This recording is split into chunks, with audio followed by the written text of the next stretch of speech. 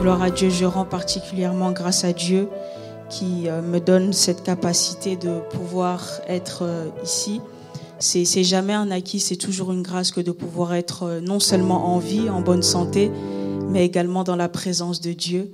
Alors j'aimerais dire merci au Seigneur qui a renouvelé en moi le mouvement et l'être. Je vais également dire merci au pasteur Hugues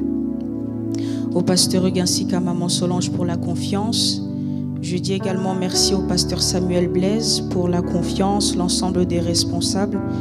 Et je salue la présence de tout un chacun. Merci aux ouvriers également en service qui permettent que nous puissions passer également ce moment. Paix et grâce à ceux qui nous suivent en direct. Alors gloire à Dieu, nous sommes dans notre étude biblique et nous avons commencé cette série d'enseignements autour du discipolat. Et la semaine dernière, nous avions justement introduit notre sujet par une première séance. Nous avions dénommé notre première séance un aperçu sur le discipolat. Alors on avait pris le temps de définir quelques termes. Nous avions ensemble pu définir, partant du dictionnaire, mais également de la parole de Dieu, certains termes importants lorsqu'on parle du discipolat. On avait commencé premièrement par définir ce qu'était un maître. Un maître, c'est une personne qui exerce une autorité, mais c'est aussi un enseignant, une personne qui transmet une certaine expertise. Et ensuite, nous avions également vu ce qu'était un disciple. Et dans la perspective biblique, nous avions regardé c'était quoi le disciple dans la perspective biblique. Nous avions vu en effet que lorsqu'on essaye d'étudier le disciple, en réalité, c'est un jargon, c'est un mot qu'on voit aussi dans le jargon qui n'est pas chrétien. On parlera de disciple d'un tel. Alors nous avons regardé dans la parole de Dieu, c'était quoi la pensée biblique de ce qu'était un disciple. On avait dit particulièrement 3 choses, que le disciple, c'est celui qui s'attache d'abord au maître. C'est quelqu'un qui s'attache à son maître, qui va deuxièmement suivre son enseignement et enfin qui va le mettre en pratique. On avait aussi proposé une définition de ce qu'était le discipolat. Et parlant du discipolat, on avait donné une définition assez lourde, porteuse de gloire, mais qui nous permet de pouvoir comprendre ce qu'est le discipolat.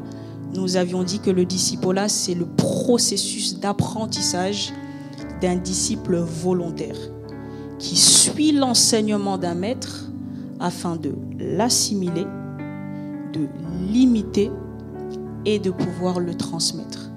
Et aujourd'hui, dans la suite de notre enseignement, on veut particulièrement étudier le véritable disciple du maître.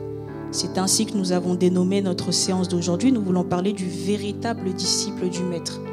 Nous voulons, au travers de ce chapitre de notre enseignement, nous voulons comprendre les caractéristiques du véritable chrétien disciple. Parce qu'on peut se poser la question, est-ce que tout chrétien est effectivement un disciple ? Alors nous voulons regarder au travers de la parole de Dieu, comprendre les caractéristiques du véritable chrétien disciple selon le cœur du Seigneur, au travers de quelques enseignements qu'il a donnés. Alors on va d'abord commencer par démontrer l'existence de 2 types de disciples. On le verra, on le comprendra au travers de l'enseignement.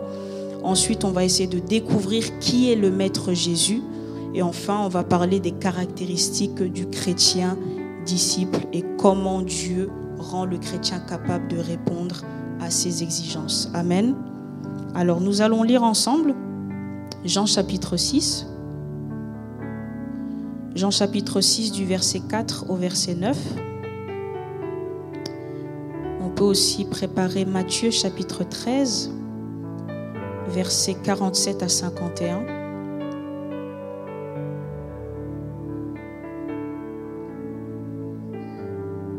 Et on peut aussi préparer Ézéchiel 47, le verset 10.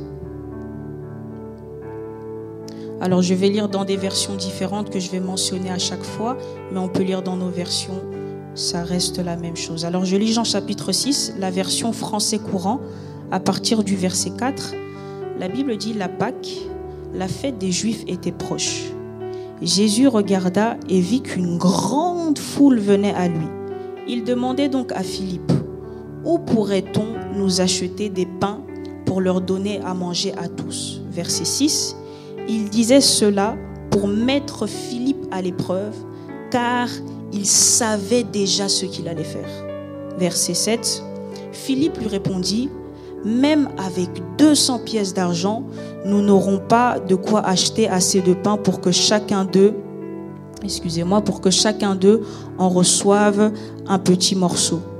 Un autre de ses disciples, André, le frère de Simon-Pierre, lui dit, il y a un garçon qui a, et c'est le verset sur lequel je vais me concentrer, il y a un garçon qui a 5 pains et 2 poissons. Est-ce qu'on peut souligner 2 poissons? Et enfin, il répond, mais qu'est-ce que cela pour un si grand nombre de personnes? Et puis, Matthieu chapitre 13, 47 à 51. Je lis la version parole vivante, mais nous pouvons lire nos versions. Le règne des cieux est encore semblable à un filet que des pêcheurs ont jeté en mer et qui ramassent, on peut souligner, toutes sortes de poissons. Verset 48. Une fois le filet rempli, le pêcheur le tire sur le rivage, puis il s'assoit autour et il commence à trier leur prise. Et on peut aussi souligner le reste. Ce qui est bon, il mit dans un des paniers, et ceux qui ne valent rien, il les rejette dans la mer. Le verset 49, c'est ainsi que les choses se passeront à la fin du monde. Les anges viendront et sépareront les méchants d'avec les justes. On peut déjà s'arrêter ici. Alors la dernière fois, nous avions vu, parlant du maître, que le maître, lorsqu'il enseigne, il va enseigner de 2 manières particulières. Il va enseigner en parole et il va enseigner en œuvre. Ça veut dire que lorsqu'on est en train d'étudier Jésus, ses enseignements, on regarde et à ce qu'il dit, mais aussi à ce qu'il est en train de faire. Lorsque Jésus est en train d'enseigner ses disciples, ce que Jésus va faire, c'est que pour construire son enseignement, il va dire des choses, mais il va aussi faire des choses pour nous faire comprendre certaines vérités. Et c'est là que le miracle de Jean chapitre 6 devient intéressant. Parce qu'au travers de ce miracle, Jésus est aussi en train de construire tout un enseignement. Et c'est alors que, comme nous l'avons lu, je me suis rendu compte que dans le miracle de Jésus, il va utiliser des pains et des poissons, et que dans ce miracle, ces éléments-là, en fait, contribuent aussi à ce que Jésus essaye d'enseigner dans Jean chapitre 6. On est ensemble, bien-aimés? Gloire à Dieu. Et donc, lorsqu'on est en train de regarder Jean chapitre 6, on peut voir que Jésus, il est donc en train de construire son message. Il le dit déjà dans Jean chapitre 6, le verset 59. Jésus, il est en train d'enseigner. Et du coup, dans son enseignement, il va faire des choses intentionnellement. Il sait exactement ce qu'il est en train de faire pour nous faire apprendre quelque chose. Et c'est là que pendant que j'étais en train de méditer, j'ai pris le temps de pouvoir analyser les 5 pains et les 2 poissons. Et c'est particulièrement sur les poissons que j'aimerais m'arrêter. Lorsqu'on est en train d'étudier les poissons, on voit qu'il y a 2 types de poissons. Mais dans le ministère de Jésus, le poisson a une symbolique. Le poisson représente l'ensemble des personnes qui ont suivi Jésus. Amen, amen. Ça représente l'ensemble des âmes qui ont été gagnées, qui ont entendu le message de Jésus et qui l'ont suivi. Et c'est ça que représentent les poissons. Au travers des poissons, on est en train de nous montrer les personnes qui ont entendu le message de Jésus et qui ont commencé à le suivre. Et on peut le voir prophétiquement justement dans Ézéchiel chapitre 47, le verset 10, qu'on peut essayer de lire ensemble. Ézéchiel 47, le verset 10, je vais lire la version 8 secondes. La Bible dit, « Des pêcheurs se tiendront sur les bords depuis En-Gedi jusqu'à En-Eglem, et on détendra les filets. Il y aura de poissons de diverses espèces. » Donc là, ici, on est en train de parler prophétiquement de toutes les personnes qui ont suivi le mouvement de Jésus et qui ont commencé à marcher avec lui. Mais comme je l'ai dit, dans le miracle de Jésus, on voit qu'il y a 2 poissons. Et Jésus est en train de nous faire comprendre dans Jean chapitre 6 que dans l'ensemble des foules qui sont en train de suivre Jésus, il y a en réalité 2 types de disciples. Qui sont ces types de disciples-là? Il y a des vrais disciples qui suivent vraiment Jésus et il y a des disciples qui ne suivent pas réellement le Seigneur Jésus. Amen, amen. Et c'est là qu'on est en train de comprendre que bien qu'il y a des bien-aimés qui suivent le Seigneur Jésus et qui ont la foi, il n'y en a que quelques-uns qui ont véritablement le cœur de vrais disciples. Ainsi, on peut se poser la question encore aujourd'hui. Est-ce que le chrétien est-il vraiment un disciple? Dans la parole de Dieu, le mot chrétien, il apparaît que très rarement, c'était le mot disciple qu'on utilisait.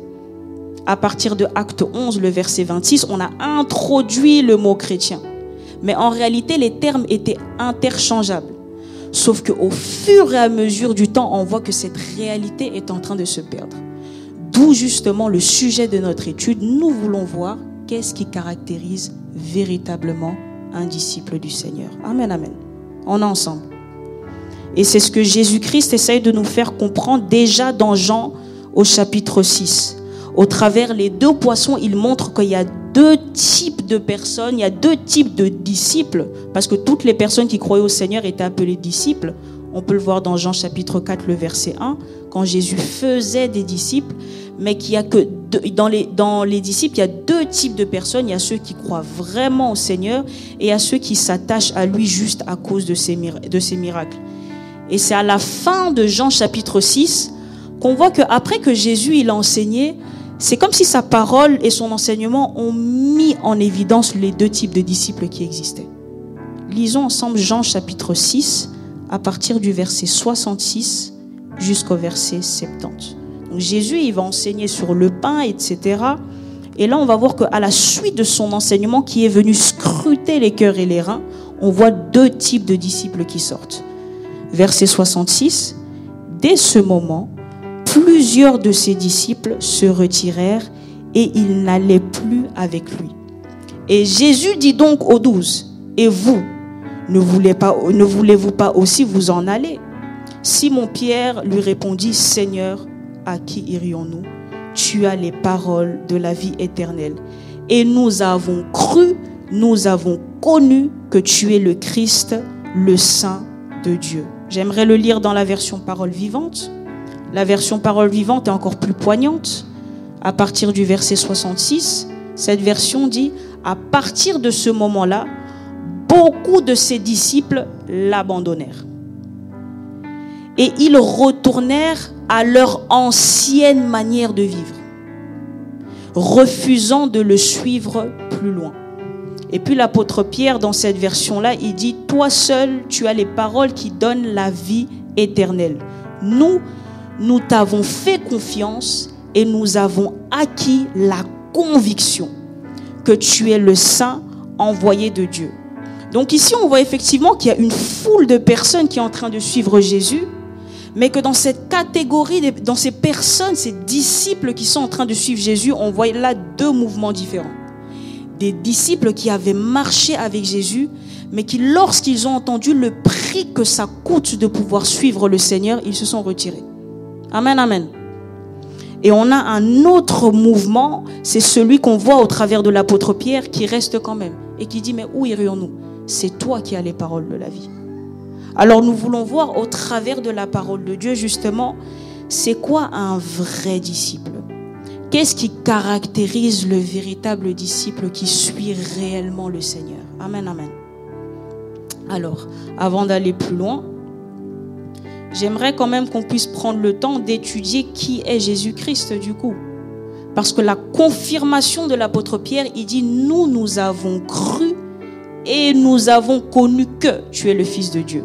La première chose que nous pouvons dire sur le véritable disciple du Maître, le véritable disciple du Maître connaît le Seigneur Jésus. Amen. Il connaît le Seigneur Jésus et il a la foi dans le Seigneur Jésus.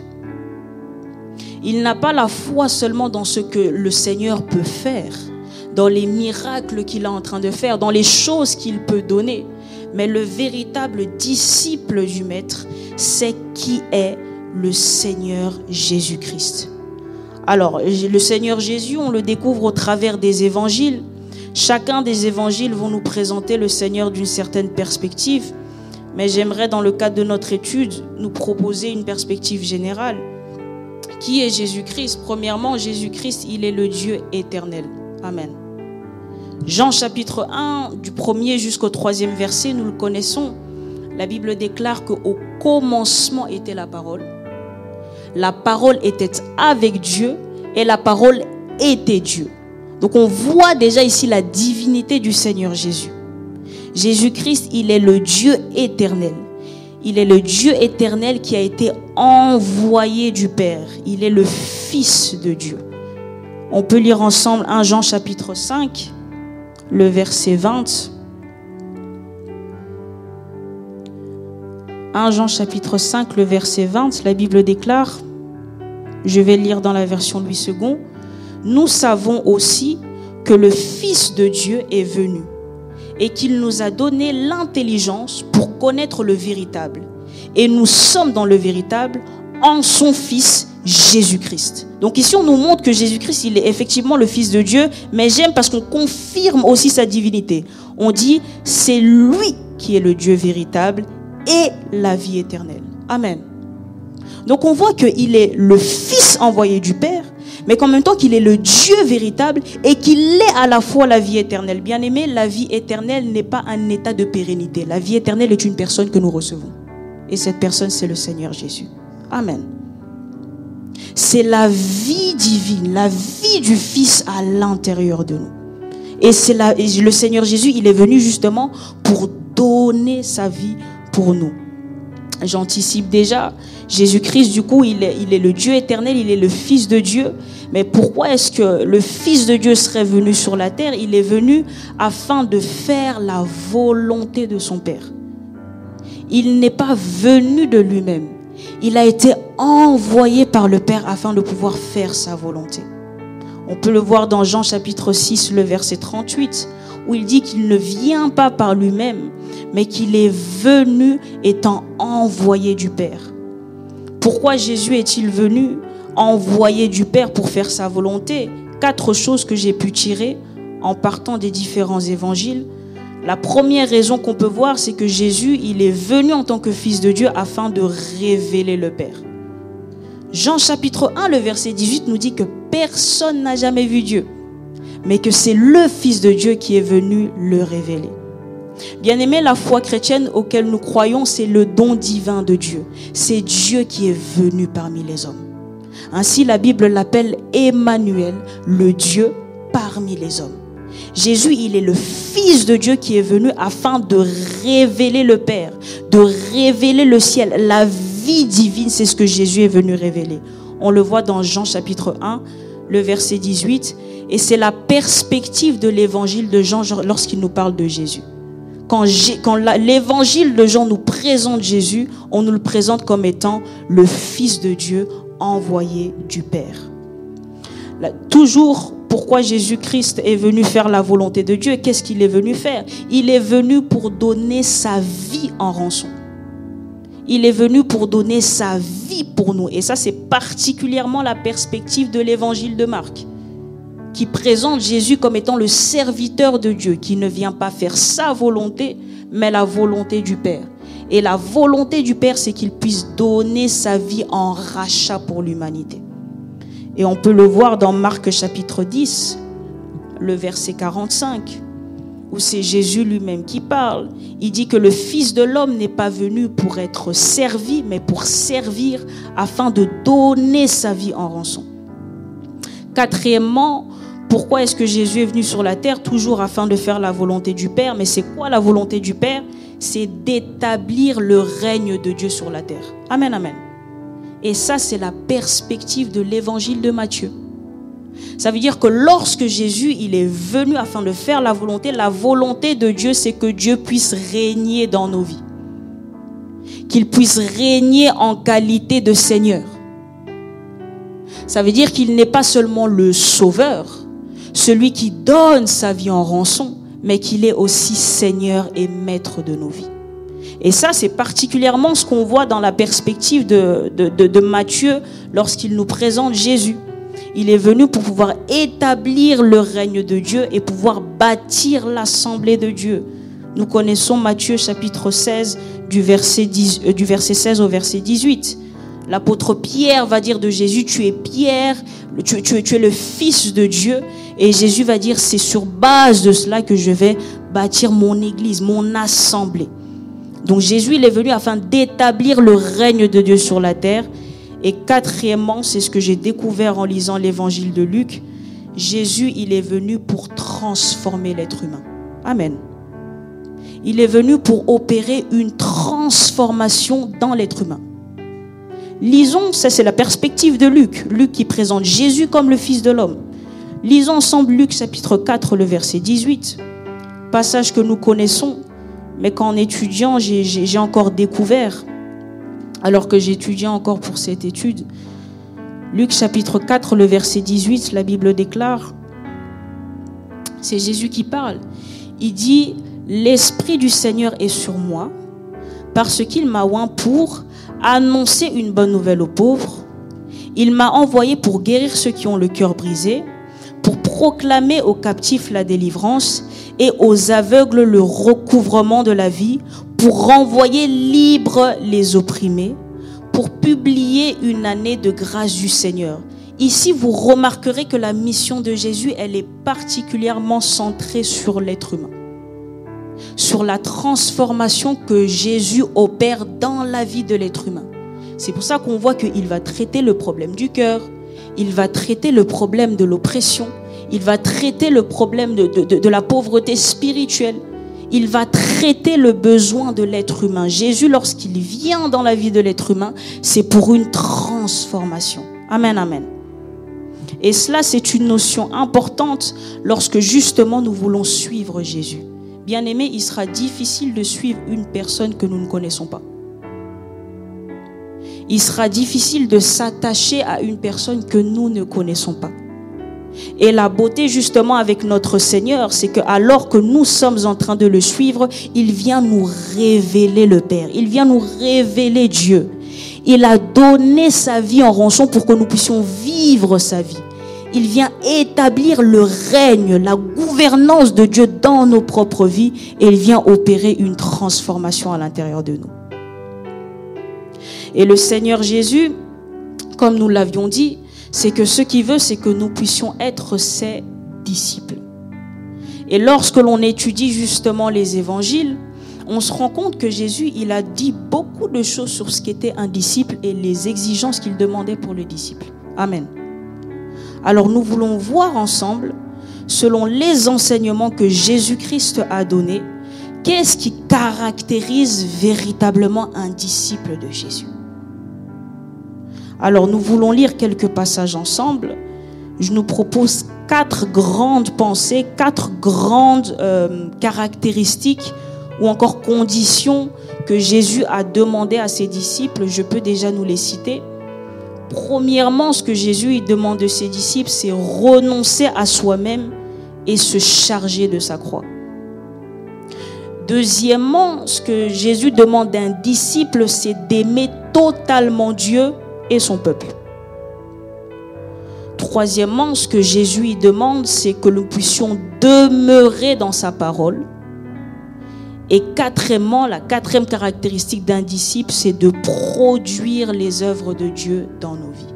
Alors nous voulons étudier chacune de ces 4 caractéristiques ensemble au travers des paroles de notre Seigneur Jésus.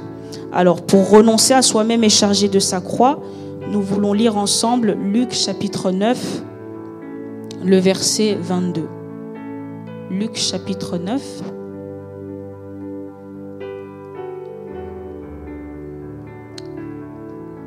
Nous voulons le lire à partir du verset 22.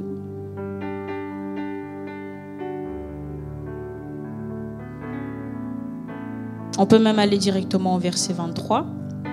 C'est Jésus qui parle, il dit, puis il dit à tous, « Si quelqu'un veut venir après moi, qu'il renonce à lui-même, qu'il se charge, j'aime ce mot, chaque jour de sa croix et qu'il me suive. » La suite, « Car celui qui voudra sauver sa vie la perdra, mais celui qui la perdra à cause de moi la sauvera. Et que servira-t-il à un homme de gagner tout le monde s'il se détruisait ou s'il se perdait lui-même? Car quiconque aura honte de moi et de mes paroles, le Fils de l'homme aura honte de lui, quand il viendra dans sa gloire et dans celle du Père et des saints anges. Je vous le dis en vérité, quelques saints, donc quelques-uns de ceux qui sont ici ne mourront point qu'ils aient vu le royaume de Dieu. Donc on va décortiquer un petit peu cette portion-là de l'enseignement de Jésus pour essayer de tirer ensemble quelques caractéristiques justement de ce qu'est un disciple. Premièrement, il dit, si quelqu'un veut venir à moi, qu'il renonce à lui-même et qu'il se charge de sa croix et qu'il me suive. C'est étonnant que Jésus-Christ, il insiste beaucoup sur l'importance que le disciple puisse renoncer à lui-même pour suivre Jésus. C'est parce qu'en réalité, pour pleinement s'attacher au Maître, il y a toujours quelque chose à sacrifier. Et ce que le Seigneur veut que nous puissions sacrifier, c'est premièrement notre propre volonté, mais également notre propre manière de pouvoir réfléchir. Vous remarquerez que Jésus-Christ, dans ses mots, il est très dur. Il dit, si quelqu'un veut venir à moi, qu'il renonce à lui-même. Il n'est pas en train de dire de se détruire, mais il est en train de dire que ce que le Seigneur attend de nous, c'est que nous puissions mourir à nous-mêmes. Amen, amen, amen, amen. Ce que le Seigneur veut du disciple, c'est que le disciple puisse mourir à lui-même. Et je me suis demandé, mais pourquoi est-ce que c'est tellement important pour le Seigneur qu'on puisse renoncer à nous-mêmes? Bien aimé, parce que lorsqu'on veut recevoir le Seigneur veut se donner à nous tout entier. La Bible dit, on donnera à celui qui a, mais à celui qui n'a pas, on lui ôtera même ce qu'il a. Comment est-ce qu'on peut ôter à quelqu'un quelque chose qu'il n'a pas?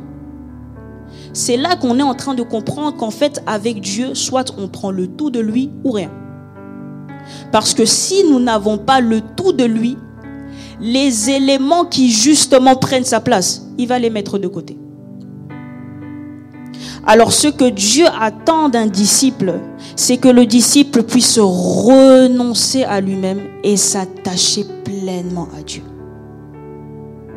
Deuxièmement, nous avons dit que ce que Dieu veut du disciple, c'est qu'il puisse se charger chaque jour de sa croix. Lorsqu'on est en train de parler de la croix, on est en train de parler de la crucifixion. Si nous parlons de la crucifixion, c'est qu'il y a quelque chose en nous qui doit mourir. Si nous devons porter la croix, c'est qu'il y a quelque chose en nous qui doit absolument nous lâcher, qui doit absolument nous quitter. Et ce que Dieu veut que nous puissions lâcher et quitter, c'est ce qu'on appelle le vieil homme. C'est ce qu'on appelle notre ancienne nature. Et j'aimerais qu'on puisse lire ensemble Colossiens. On va le lire ensemble, Colossiens chapitre 3. On va lire à partir du verset 1 et on va descendre dans le chapitre. Colossiens chapitre 3, je vais lire pour nous à partir du verset 1. La Bible dit, si donc vous êtes ressuscités avec Christ, cherchez les choses d'en haut où Christ est assis à la droite de Dieu. Affectionnez-vous des choses d'en haut et non à celles qui sont sur la terre, car vous êtes morts et votre vie est cachée avec Christ en Dieu. J'aime ça. Ça veut dire que lorsqu'on donne notre vie au Seigneur et même qu'on passe par les eaux du baptême, nous sommes en train de nous identifier à la mort et à la résurrection du Seigneur. Ce qui fait qu'en Christ Jésus, lorsqu'on donne notre vie au Seigneur, notre position a changé. Nous sommes cachés en Jésus-Christ. Notre véritable être, le nouvel homme à l'intérieur de nous, il est caché en Jésus. Et lorsque le Seigneur est en train de nous dire que nous devons renoncer à nous-mêmes, dans d'autres évangiles, on va même dire qu'il faut renoncer à ses biens. Le Seigneur n'est pas en train de nous dire de nous détacher des biens matériels, nous en avons besoin. Mais il est en train de nous apprendre que nous devons renoncer à ces choses pour pleinement saisir, pour pleinement revêtir les choses nouvelles que Dieu a pour nous. Amen, amen. Et cette vie nouvelle, cet être nouveau, il est caché justement en Dieu. Et Dieu veut que nous puissions renoncer pour nous attacher à lui. Bien-aimés, jamais Dieu va demander un renoncement pour rester à vide. Dieu nous demande de renoncer pour nous attacher. Je répète, Dieu demande le renoncement en vue de pouvoir s'attacher à lui. D'où la dureté du Seigneur dans ces mots. Il peut dire renoncer à soi-même parce qu'il faut avoir la perte de ces choses pour pouvoir justement pleinement s'attacher à Dieu. Et il dit, si vous êtes ressuscité avec Christ, cherchez les choses d'en haut. J'aime qu'on dit le terme chercher. Parce que la Bible dit qu'en fait, il faut pouvoir désirer ces choses. La vie nouvelle, la nouvelle identité en Christ, nous l'avons par son sacrifice, par la foi. Mais le développement, il faut le chercher. Voilà pourquoi nous sommes en train de parler d'un processus d'apprentissage. Et dans ce processus, nous voulons nous renoncer à ces choses auxquelles nous sommes attachés pour pouvoir chercher maintenant l'identité céleste que nous avons en Christ Jésus. Et la suite dit, où Christ est assis à la droite de Dieu. Ça démontre la nouvelle position que nous avons en Christ Jésus. Dès lors que nous sommes nés de nouveau, nous sommes assis avec le Seigneur dans les lieux célestes. On est ensemble, bien-aimés. Gloire au Seigneur. Et la Bible ne dit pas seulement cherchez les choses d'en haut, mais elle dit aussi affectionnez-vous des choses d'en haut. Chercher et affectionner, c'est différent. J'aimerais donner un exemple. Supposons que j'ai très soif et que la bouteille, elle est ici. Je ne vois pas la bouteille. J'ai très très soif. Du coup, je vais chercher de l'eau. Je vais chercher, je vais trouver. Vous pouvez trouver quelque chose, mais avoir aucun amour et aucun désir pour la chose que vous cherchez, vous savez. Lorsque la Bible dit chercher, c'est pas seulement chercher et trouver, mais après avoir trouvé, commencez maintenant à vous affectionner de ce que vous avez trouvé. Amen, amen. Et ça, c'est comme ça avec notre nouvelle identité, les choses qui appartiennent avec notre nouvelle nature.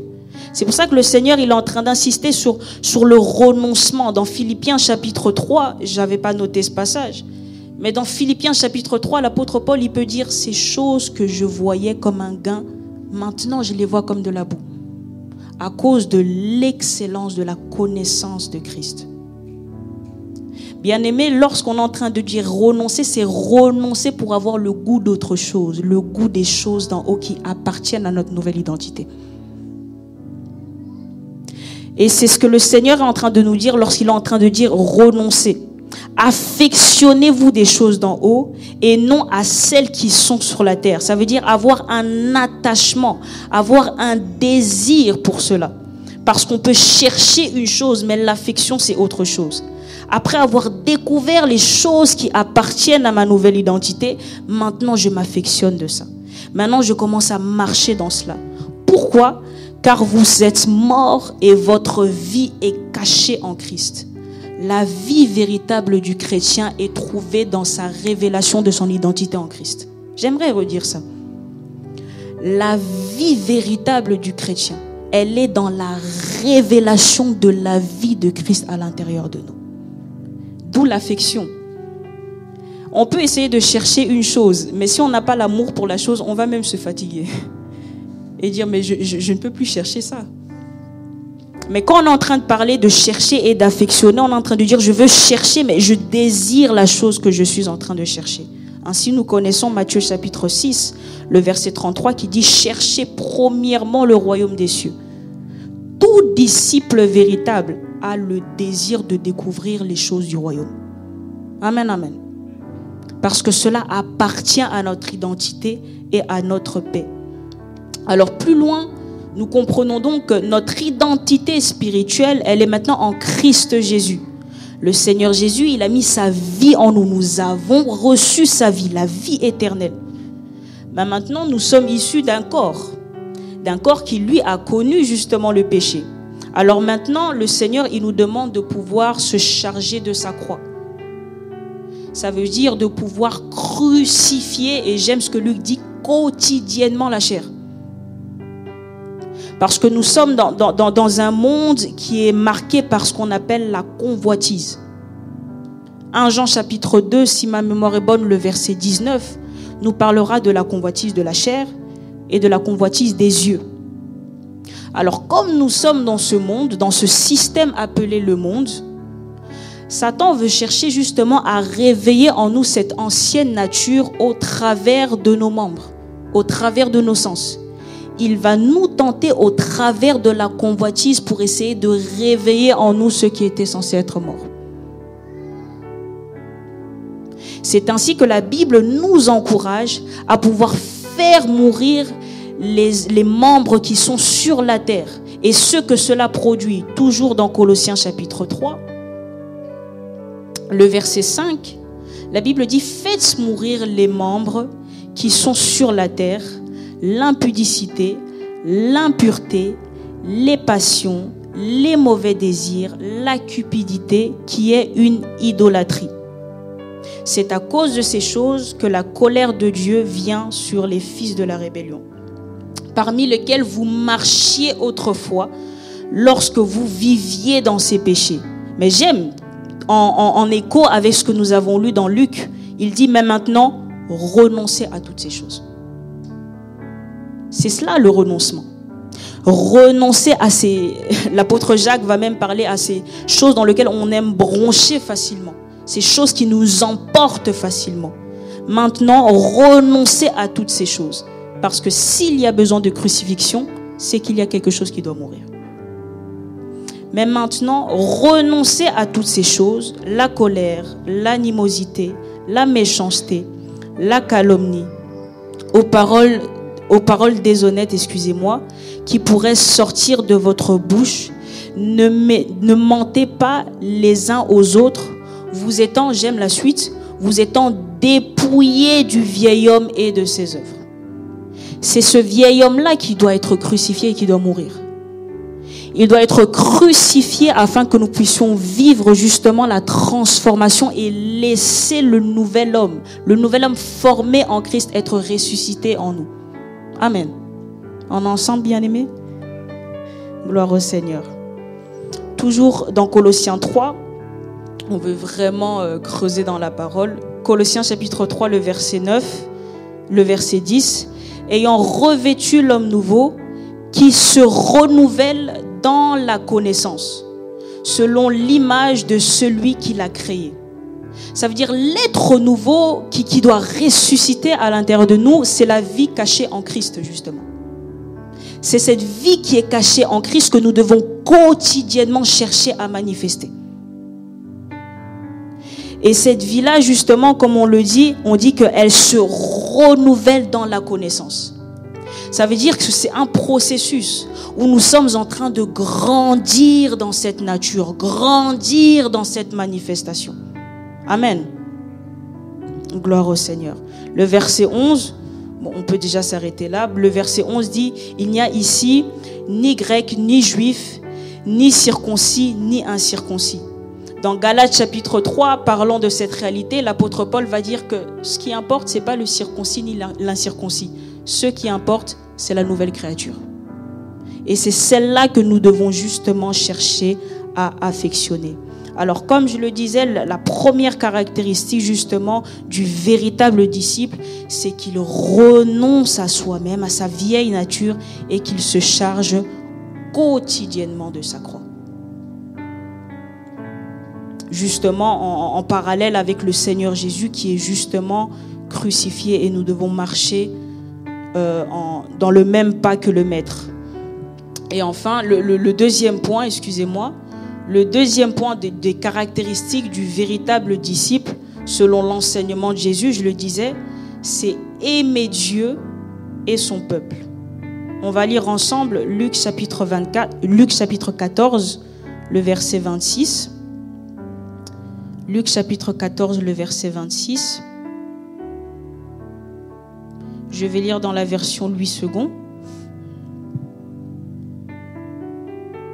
Alors, Luc chapitre 14, à partir du verset 26, Jésus dit « Si quelqu'un vient à moi et qu'il ne hait pas son père, sa mère, sa femme, ses enfants, ses frères et ses sœurs, et même sa propre vie, il ne peut être mon disciple. » Ces paroles semblent assez difficiles.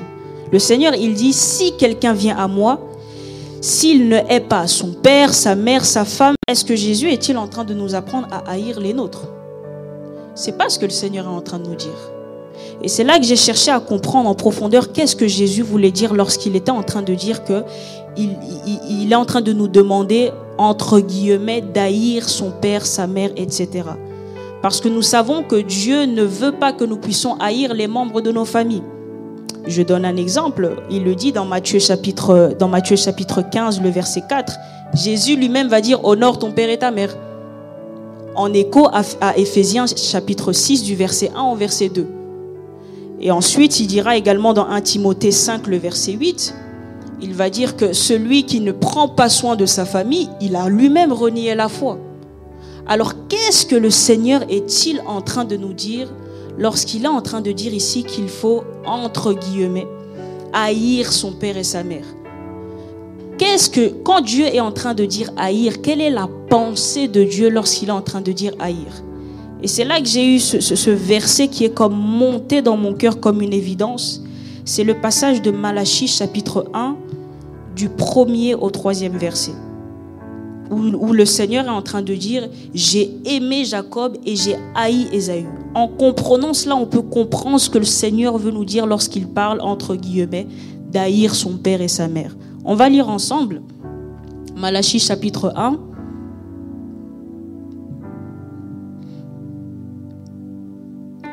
Du 1er au 3e verset. Je vais lire la version Louis II. Alors, la Bible dit « Oracle, parole de l'Éternel à Israël par Malachie. Je vous ai aimé, dit l'Éternel, et vous dites, en quoi nous as-tu aimé? Ésaü n'est-il pas frère de Jacob, dit l'Éternel. Cependant, c'est le verset qui nous intéresse, j'ai aimé Jacob et j'ai eu de la haine pour Ésaü. J'ai fait de ces montagnes une solitude et j'ai livré son héritage au chacal du désert. » On peut s'arrêter ici. Ici, ce que j'aimerais qu'on puisse faire, c'est analyser ce texte pour comprendre pourquoi le Seigneur est en train de dire haïr son père et sa mère. Ici, on est dans un contexte où on est en train de parler de l'élection divine. De comment est-ce que notre Dieu, il a choisi Jacob au détriment de Ésaü. Comment est-ce qu'il a préféré Jacob à Ésaü. Et ici, en fait, lorsque le Seigneur il est en train de dire « J'ai aimé Jacob, j'ai haï Ésaü », on n'est pas en train de parler d'une émotion charnelle. Lorsque Dieu est en train de dire qu'il a aimé Jacob, il est en train de dire qu'il a choisi Jacob et sa postérité pour avoir une relation intime avec lui. Et c'est de Jacob et de ses tribus que sont sortis le peuple choisi de Dieu, Israël, et par conséquent également l'Église. Et lorsque Dieu est en train de dire « J'ai aimé Jacob et j'ai haï Ésaü », il n'est pas en train de dire qu'il a une haine émotionnelle. Le Seigneur est en train de dire qu'il a porté son choix sur Jacob et sa postérité. Alors lorsque la parole de Dieu est en train de nous dire d'haïr son père et sa mère, il est en train de nous dire de l'aimer comme Dieu a aimé Jacob et Ésaü. C'est-à-dire de choisir d'avoir une relation intime avec Dieu. Lorsque le Seigneur est en train de nous dire qu'il veut que nous puissions, entre guillemets, haïr son père, sa mère, il est en train de nous dire, je veux que vous puissiez avoir un amour total pour moi. Que vous puissiez m'aimer au-delà de tout, au-dessus de tout. Parce que le choix de Dieu envers Jacob, c'est le choix d'avoir une relation intime avec Jacob qu'il n'avait pas avec Ésaü. Ainsi, lorsque le disciple est en train de s'attacher à son maître, il est en train de dire « Je veux avoir une relation intime avec toi. » Amen, amen. Et c'est cela que le jeu que le Seigneur il est en train de faire dans les Écritures en parlant d'aimer et d'haïr. Il n'est pas en train de parler d'un amour émotionnel, mais d'un amour spirituel. Parce que lorsqu'on est en train d'étudier Jacob et Ésaü, on peut le lire dans Romains chapitre 9 à partir du verset 13. L'apôtre Paul va utiliser cette analogie pour expliquer que Dieu a choisi inconditionnellement Jacob et sa descendance. Jacob n'a rien fait pour être choisi. C'est inconditionnellement que Dieu a choisi Jacob au-delà de ce que Jacob pouvait faire. Et lorsque le Seigneur est en train de nous dire de l'aimer, lui, c'est ça qu'il est en train de dire. De l'aimer de manière inconditionnelle. Le véritable disciple du Maître s'attache intentionnellement au Maître. Non pas pour ce qu'il donne, non pas pour ses œuvres, mais volontairement par amour. Amen. Alors lorsque le Seigneur est en train d'utiliser ces paroles pour dire que ce qu'il veut, c'est que nous puissions entre guillemets haïr son père et sa mère, ce qu'il est en train de nous apprendre, c'est d'avoir un amour suprême total pour lui. C'est ainsi que lorsque Matthieu va reprendre cette même parole de Jésus, Matthieu il va rajouter cette petite nuance. On peut le lire ensemble, c'est Matthieu chapitre 10, le verset 37. Matthieu chapitre 10, le verset 37. La Bible déclare, je lis la version Louis II, ces mêmes paroles, mais ça c'est Matthieu maintenant qui va l'aborder. Il va dire, celui qui aime son père et sa mère plus que moi. Luc a parlé de haïr. Matthieu maintenant il nous montre la perspective de l'amour. Et il nous montre qu'en fait lorsque Dieu est entre guillemets en train de dire haïr son père et sa mère, ce qu'il est en train de dire c'est que vous puissiez m'aimer au-delà, plus que tout. Amen, on est ensemble bien aimés. Et c'est ce que le Seigneur il nous fait comprendre ici. Donc je lis, il dit, celui qui aime son père et sa mère plus que moi n'est pas digne de moi. Celui qui aime son fils ou sa fille plus que moi n'est pas digne de moi. Et puis il va répéter ce que j'ai dit, celui qui ne prend pas sa croix et qui ne me suit pas n'est pas digne de moi. Donc le véritable disciple du Maître va placer sa relation avec Dieu au-dessus de tout. Il va placer son amour, sa dévotion pour Dieu au-dessus. Et ça, c'est un grand prix à payer. Mais c'est ce que le Seigneur il veut pour ses disciples. Alors lorsqu'il est en train de parler de haine, je répète encore, ce n'est pas bien sûr une haine émotionnelle, mais c'est cet amour-là, agapao en réalité, cet amour inconditionnel, où nous puissions aimer Dieu au-dessus de tout. La troisième caractéristique, donc je répète les caractéristiques, premièrement, je ne vais pas aller trop vite, premièrement c'est renoncer à soi-même et se charger de sa croix. Deuxièmement, c'est aimer Dieu, mais c'est aussi aimer son peuple. Ça, c'est important. Parce que lorsque Dieu est en train de dire qu'il a choisi Jacob au-dessus d'Ésaü, en fait, c'est pas que Jacob, c'est Jacob et sa descendance. Ça veut dire que lorsque Dieu est en train de nous dire que ce qu'il veut, c'est que nous puissions l'aimer au-dessus de père, mère, frère, en fait, le Seigneur est en train d'introduire la notion d'une famille d'un autre type. C'est la famille spirituelle. Amen. C'est pour ça que vous verrez que dans 2 Corinthiens, si ma mémoire est bonne, 2 Corinthiens chapitre 5, le verset 16, la Bible dit que si nous avions connu Christ dans la chair, nous ne le connaissons plus ainsi. Si autrefois il était possible d'être lié à Christ selon justement le lien de sang, c'est-à-dire être juif, aujourd'hui cela n'est plus ainsi.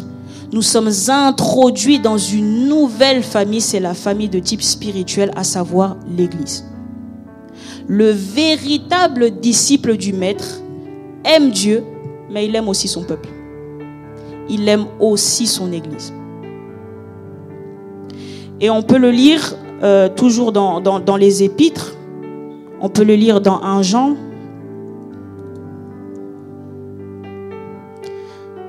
Dans 1 Jean chapitre 4.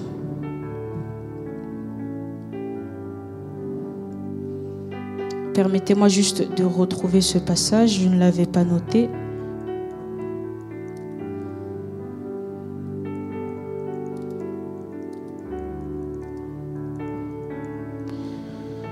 Alors, c'est effectivement dans 1 Jean chapitre 4, le verset 20.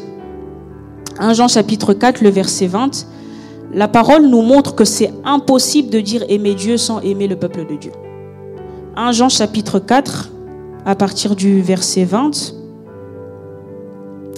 La Bible dit, si quelqu'un dit « j'aime Dieu » et qu'il haït son frère, c'est un menteur. Celui qui n'aime pas son frère qu'il voit, comment peut-il aimer Dieu qu'il ne voit pas? Ça veut dire que la parole de Dieu, elle est en train de nous montrer que le véritable disciple, il aime Dieu certes, mais il aime aussi le peuple de Dieu, à savoir son Église. On est en train de voir une forte incompatibilité entre le fait d'aimer Dieu, mais de haïr en même temps le peuple de Dieu, c'est impossible. Et j'ai cherché encore à comprendre le pourquoi est-ce que le Seigneur, il est vraiment en train d'insister sur le fait d'aimer, que le véritable disciple aime Dieu, mais qu'il aime aussi son peuple. Jésus a dit dans Jean chapitre 13, « Aimez-vous les uns les autres, et c'est à ça qu'on saura que vous êtes mes disciples. » On est en train de voir que effectivement le véritable disciple, il aime aussi le peuple de Dieu. Mais la réalité, c'est parce que Dieu lui-même s'identifie à son peuple. Alors ne pas aimer le peuple de Dieu, c'est incompatible avec aimer Dieu. Amen, amen. Vous voyez comment est-ce que les Écritures sont en train de mettre ensemble cette réalité? On ne peut pas dire aimer la tête sans aimer le corps. Et la caractéristique que Dieu demande justement à son disciple, à ses véritables disciples, c'est celui de pouvoir aimer Dieu et également de pouvoir aimer son peuple. J'accélère un petit peu. La troisième caractéristique que Dieu demande aux véritables disciples, c'est de demeurer dans sa parole. Amen, amen. On va lire Jean chapitre 8, le verset 31.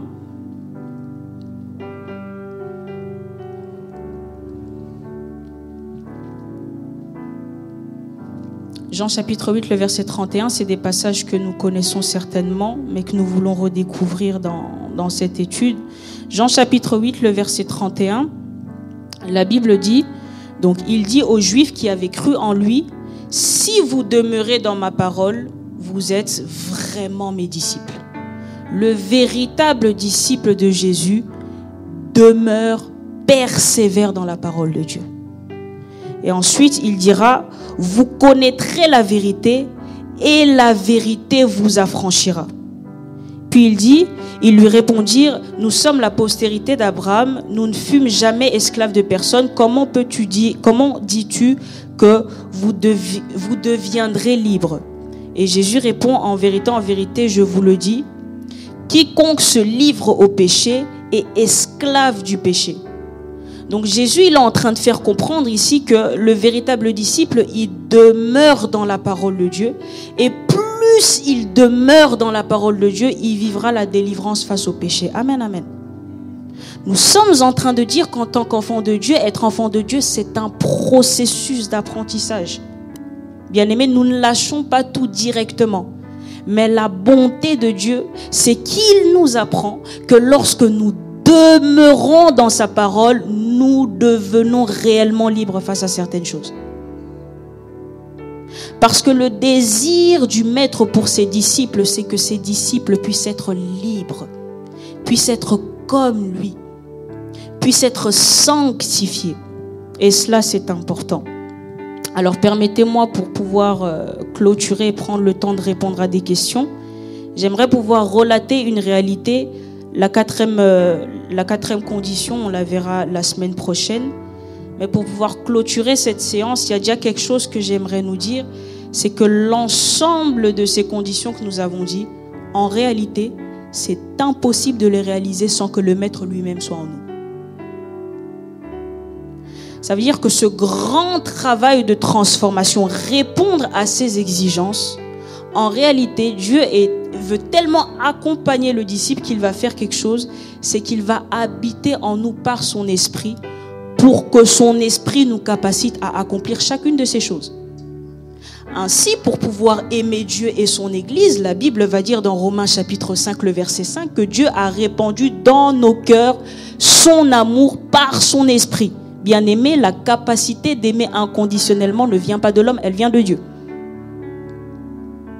Ainsi, pour pouvoir demeurer dans la parole de Dieu, c'est également le Saint-Esprit qui, dans 2 Corinthiens 3,18, il enlève les écailles de nos yeux, nous permet de comprendre les Écritures pour être transformés, etc., etc. Donc cette capacité de pouvoir répondre à chacune de ces exigences, crucifier sa chair et renoncer par soi-même, c'est justement parce que le Maître, le Saint-Esprit, nous aide à marcher par l'Esprit afin de ne pas accomplir les désirs de la chair. Donc c'est le Seigneur lui-même qui nous aide à justement pouvoir répondre à chacune de ces conditions. La semaine prochaine, on va essayer d'introduire en parlant de la dernière condition dont j'avais parlé, c'est de pouvoir produire les œuvres de Dieu. Nous allons voir ce que ça veut dire en tant que disciple de produire les œuvres de Dieu et comment est-ce que le Saint-Esprit nous aide à justement pouvoir travailler à cela. Et lorsque nous nous attachons à ces choses, nous le verrons également en profondeur la semaine prochaine, c'est que nous quittons cette étape-là d'être un simple disciple, mais nous commençons à entrer dans l'amitié avec Dieu. La Bible dit, je ne vous appelle plus mes serviteurs, mais je vous appelle amis. Nous grandissons dans la communion avec le Seigneur lorsque nous travaillons à ces choses. Renoncer à soi-même, porter sa croix, aimer Dieu et son peuple, demeurer dans la parole de Dieu. Et la semaine prochaine, on verra comment pouvoir accomplir ou encore produire les œuvres de Dieu. Je ne sais pas s'il y a des questions dans la salle. Je ne sais pas s'il y a des questions. Sinon, on va prendre le temps de pouvoir prier et se recommander sous la grâce de Dieu. Y a-t-il des questions?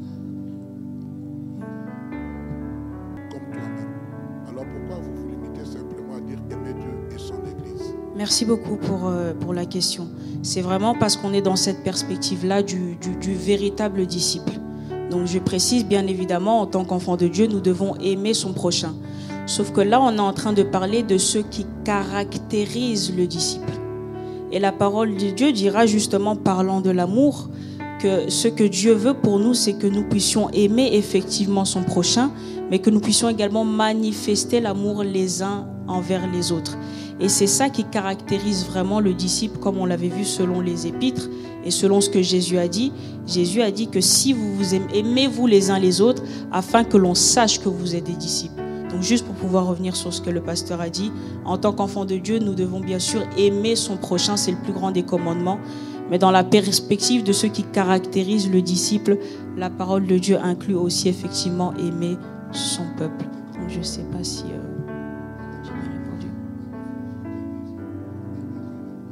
Oui, alors lorsqu'on est en train de parler de l'Église, c'est les enfants de Dieu.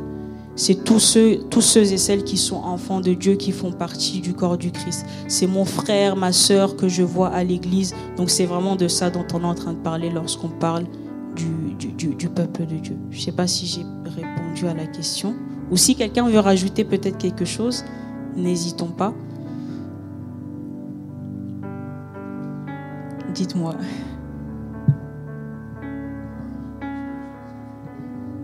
Allez-y, merci beaucoup. C'est une étude biblique. Voilà, vous avez parlé de l'amour. Quand Dieu dit, j'ai beaucoup aimé, que voilà, j'ai aimé Jacob, j'ai haï Ésaü. Ici, vraiment, j'aimerais vraiment mettre un point sur quelque chose. Peut-être les gens vont se poser la question sur la souveraineté de Dieu. La Bible dit, je fais grâce à qui je fais grâce. Et la deuxième des choses concernant Ésaü et Jacob, c'est parce que Dieu voulait susciter une postérité à Jacob. C'était un choix souverain, un choix divin. Parce que quand vous lisez la Bible, j'aimerais vraiment ajouter ça, dans Genèse chapitre 33, quand Jacob, après son retour de chez Laban, son beau-père, il rentre avec tous ses biens, il veut offrir à Ésaü son frère des biens. Et au verset 9, il dit, Ésaü dit, je suis dans l'abondance, mon frère, garde ce qui est à toi. C'est-à-dire que bien que Dieu n'avait pas porté son choix, c'était par rapport à la postérité, Dieu avait quand même béni Ésaü. Donc voilà, ça c'est vraiment quelque chose sur lequel j'avais voulu insister. Comme vous avez eu à parler, ce n'est pas un amour, ici c'est un choix divin par rapport à une volonté, une prophétie, où je pourrais dire qui devait s'accomplir. Donc là, il faut vraiment insister dessus pour que les gens puissent comprendre. Que Dieu soit béni. Merci. Merci beaucoup. Je ne sais pas s'il y a une autre question ou peut-être en ligne. S'il n'y a pas de questions. D'accord. Oui.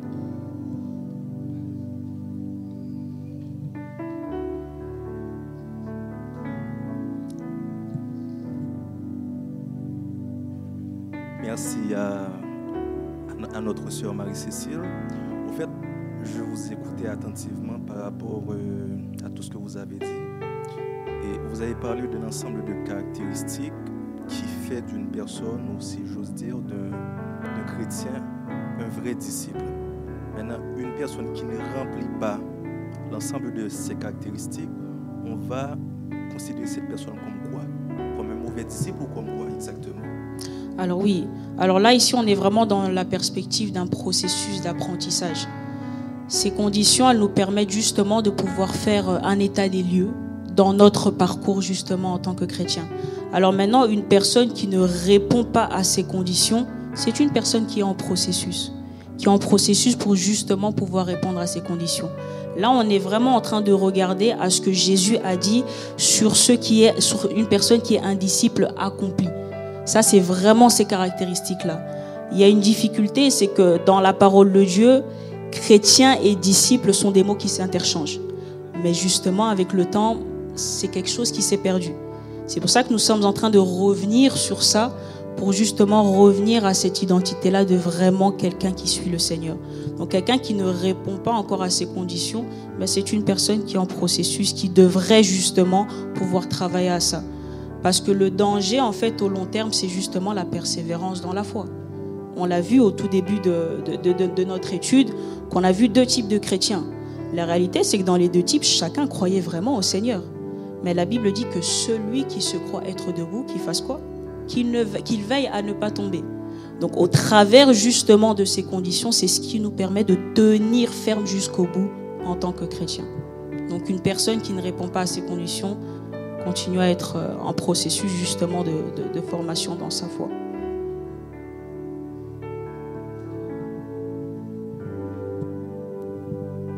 Je vais essayer de prendre un autre cas de figure. Maintenant, une personne qui remplit ces conditions pendant un moment donné, et puis en bout de chemin ou à la longue, donc à moyen terme, la personne finit par sortir du cadre. Maintenant, comment faire et comment doit-on considérer cette personne? D'accord, merci beaucoup pour la question. Pour ça, j'aimerais lire pour nous un passage. C'est dans Hébreux chapitre 5, le verset 11, pour vraiment mettre en évidence une réalité dans la foi chrétienne. Dans la foi chrétienne, la rétrogradation existe. C'est ça justement. Donc c'est effectivement possible que l'on réponde à ces conditions, mais qu'on vive une certaine rétrogradation. C'est pour ça que justement, ces enseignements du Seigneur, l'enseignement pour nous, c'est en fait un guide pour nous permettre de savoir quand est-ce que je suis bon et je peux continuer, mais au contraire, quand est-ce que je suis tombé et que je peux me relever. Donc c'est possible effectivement que dans notre foi, on se rend compte qu'on ne demeure plus forcément dans la méditation de la parole de Dieu. Et c'est là où justement, au travers de cet enseignement, ce qu'on veut, c'est vraiment encourager le croyant à pouvoir continuer justement dans cette perspective-là. Alors si on va lire ensemble Hébreux chapitre 5, à partir du verset 11, la Bible nous montre justement cette réalité de la rétrogradation. Ok ? La Bible dit, nous avons beaucoup à dire là-dessus et des choses difficiles à expliquer parce que vous êtes devenus lents à comprendre. Ça veut dire que c'était des personnes qui effectivement étaient des disciples instruits. Sauf que là, on voit qu'ils sont devenus lents. Si dans la croissance biologique, on ne fait pas marche arrière, dans la croissance spirituelle, c'est possible. Que l'on puisse justement vivre une rétrograde. Mais on est en train de dire que la foi chrétienne, c'est un processus. Et par la grâce de Dieu, nous avons en nous le Saint-Esprit qui fait un travail de conviction, qui peut justement nous aider à nous relever pour continuer justement la poursuite de notre marche. Si je dois lire plus loin, toujours dans Hébreux chapitre 5, le verset 12, la Bible dit, vous en effet, qui depuis longtemps devriez être des maîtres, vous avez encore besoin qu'on vous enseigne les rudiments des oracles de Dieu. Vous êtes en effet venus à avoir besoin de lait et non de nourriture solide. Donc là, on voit effectivement que c'était des gens qui étaient accomplis, effectivement, mais qui ont vécu une rétrograde. Et par la grâce de Dieu, nous avons, nous, le Saint-Esprit et le cadre justement de la communion fraternelle qui peut nous permettre de pouvoir nous relever. Je ne sais pas s'il y a une autre question. D'accord, dites-moi.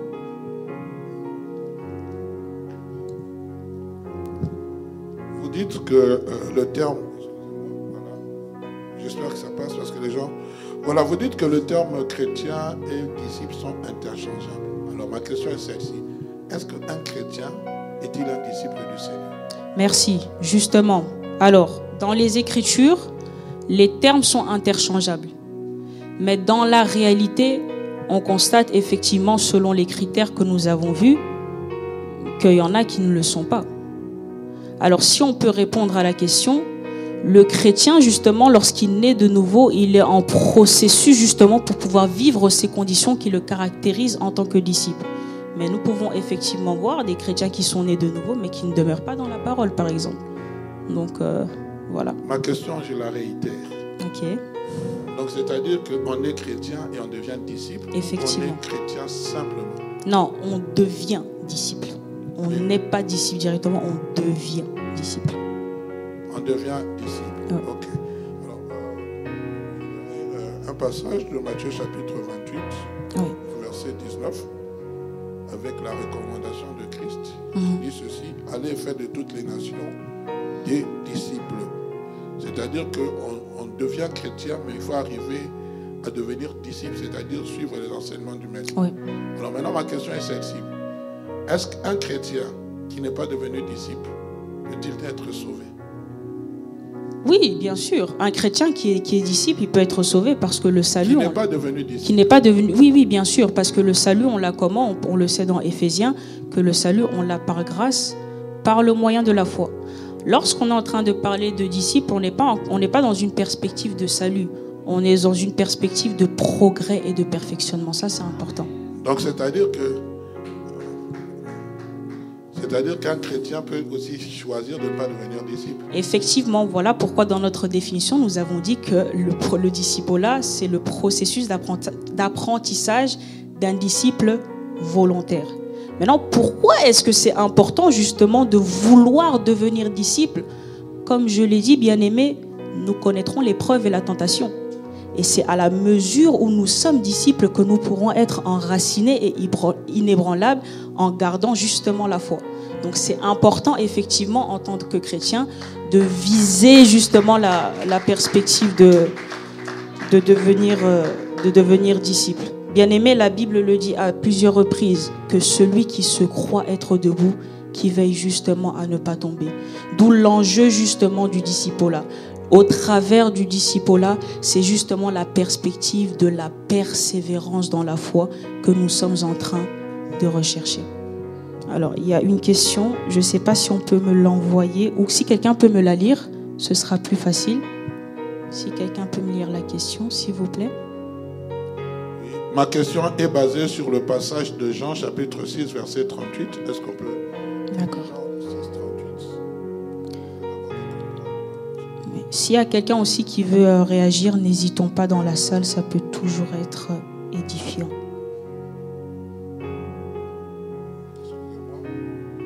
Car je suis... Jean 6, 38, c'est ça, hein? Car je suis descendu du ciel pour faire non ma volonté, mais la volonté de celui qui m'a envoyé. Pouvons-nous considérer être envoyés pour faire la volonté de Dieu, la volonté de Dieu, pour faire la volonté du Père aussi en tant que disciples? Donc la question c'est, pouvons-nous considérer être envoyés pour faire la volonté du Père aussi en tant que disciples? En tant qu'enfant de Dieu, c'est ça? En tant que disciple. Non, elle a posé en tant que disciple. Donc c'est-à-dire si en tant que disciple, est-ce que nous pouvons considérer être envoyés par le Père pour faire sa volonté? Oui, effectivement. Parce qu'en tant que disciple, on cherche à être comme le Maître. Et notre Maître, c'est le Seigneur Jésus. Il est venu pour pouvoir accomplir la volonté de Père qui est le salut de tous. Mais en tant qu'enfants de Dieu, justement, nous sommes effectivement aussi envoyés par le Seigneur. Nous sommes appelés des chrétiens. Lorsqu'on est en train de lire Matthieu chapitre 28, le verset 19, nous voyons que l'appel du chrétien, c'est d'aller et de faire. En tant que chrétien, nous sommes l'église du Seigneur. Mais l'église, c'est quoi? C'est une assemblée qui a été tirée du dehors pour pouvoir justement être envoyée par le Seigneur. Donc, en tant qu'enfant de Dieu, Dieu a une volonté pour chacun d'entre nous. Il a un appel, une vocation pour chacun d'entre nous. Et en tant que disciple, c'est important de comprendre cette réalité. On l'avait abordé la fois dernière. Que Dieu a un appel pour chacun d'entre nous et nous devons ambitionner de marcher dans la volonté de Dieu pour nous en tant que disciples. Et l'appel de Dieu pour nous en tant que disciples général, c'est de ressembler au Seigneur, mais le Seigneur a un appel particulier pour chacun d'entre nous et en tant qu'enfants de Dieu, nous devons ambitionner justement de pouvoir accomplir ce que Dieu veut pour nos vies. Je ne sais pas si j'ai bien répondu à la question.